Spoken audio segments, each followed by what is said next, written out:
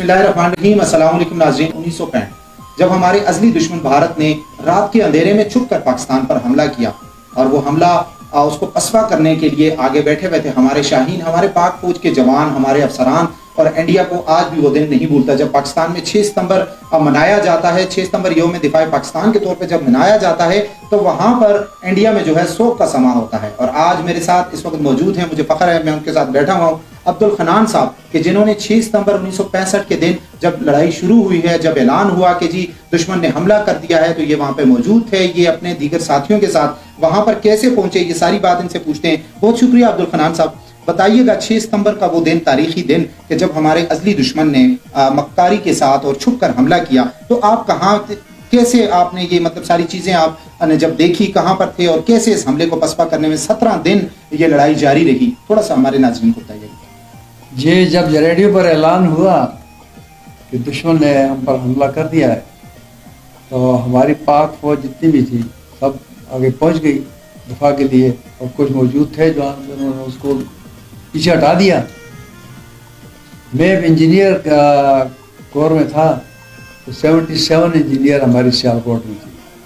वहाँ पर हमें माइन लेने का हुक्म दिया। हमने दुश्मन के तमाम जितने रास्ते भी उनके आने के थे उन पर माइन फील्ड किया, माइन ले की, और इस तरह उनको रुकावट मिल गई, तो उनको जरूरत नहीं हुई फिर आगे आने की।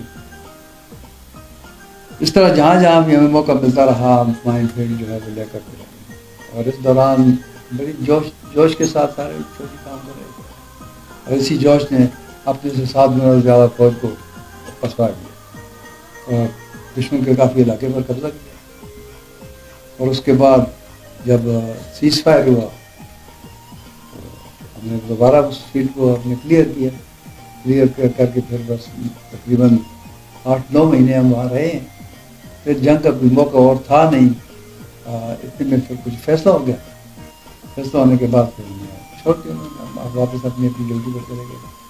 अब्दुल खनान साहब, देखा जाए तो 1965 की जंग जो है बड़ी तारीखी एक लड़ाई थी, और उसमें हमारे कई अफसरान, कई जवान जो हैं वो शहीद हुए, और आप भी उसमें थे। तो आप तो गाजी कहलाते हैं कि आप उस जंग में सबसे आगे थे, और इंजीनियरिंग कोर के आपने दुश्मन के तमाम रास्तों पर जो है वो आपने माइंस फिट की, और एक ख़तरनाक तरीन के लड़ाई से पहले ही आपके लिए वो एक लड़ाई का समा था कि जब माइन फिट करते हैं तो वो अपनी जान जोखिम में डाल के बहुत मुश्किल काम होता है, तो फिर निकालते हुए भी बहुत ज़्यादा मुश्किलात होती हैं। तो आपने वो सारा सफ़र भी तय किया और आप वहाँ से गाजी के तौर पर वापस आए। फिर अच्छा अब्दुल खनान साहब, आपने आर्मी में टोटल कितना अरसा उसके बाद, लड़ाई के बाद आपने वहाँ पर जॉब की?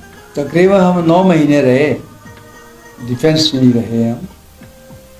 क्या पता है कि इस दुश्मन को कोई पता नहीं चलता, फिर जिस तरह पहले छुपे हमला किया, दोबारा हमला कर दिया, हम स्टेडी बिल्कुल स्टांटू रहे।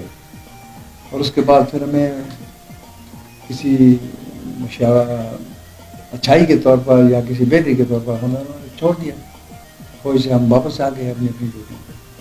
अच्छा अब्दुल खनान साहब, आपने जब पाक आर्मी मतलब छोड़ी, उसके बाद आपके जो बाज़ कोई मसाइल थे, तो आप जब आए वापस अपने घर की तरफ आए, तो यहाँ पर फिर आपने उसके बाद क्या किया? थोड़ा सा उसके बाद आपकी जो ज़िंदगी गुजरी है उसके बारे में बताइए। मैं जब आर्मी से आया, वापस घर आया, तो यहाँ पर मैं तालीम में भर्ती हो गया टीचर के तौर पर।